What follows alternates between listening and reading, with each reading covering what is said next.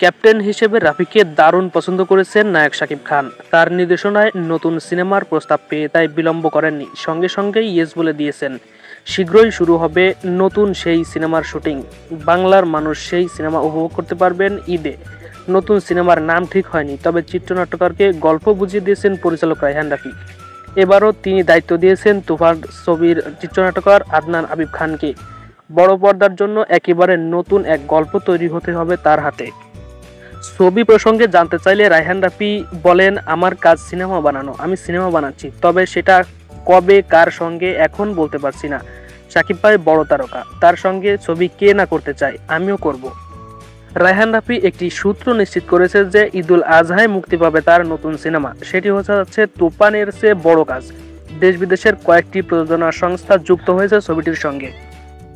অন্যদিকে লায়ন ও তুফান 2 সিনেমার অগ্রগতি প্রসঙ্গে জানতে চাইলে তিনি বলেন, আগামী বছরের সিনেমাগুলো মুক্তি পেতে পারে, তবে সেটা কখন তা বলতে পারছি না।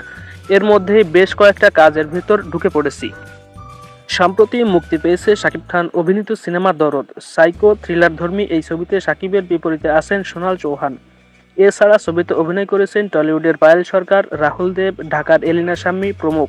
শাকিব খানের প্রথম সর্বভারতীয় সিনেমা হলেও দরদ খুব সাড়া ফেলতে পারেনি। বন্ধুরা, ভিডিওটা ভালো লাগলে চ্যানেলটা সাবস্ক্রাইব করে দিবেন, একটা লাইক করে দিবেন, কমেন্ট করে যাবেন এবং সাকিব ফ্যান হয়ে থাকলে সবসময় সাপোর্ট করবেন। চ্যানেলটা ডাউন যাচ্ছে, তাই আপনারা সবসময় সাপোর্ট করে চ্যানেলটা একটু হাইতে উঠাই দেন। ভিডিওটা দেখার জন্য ধন্যবাদ।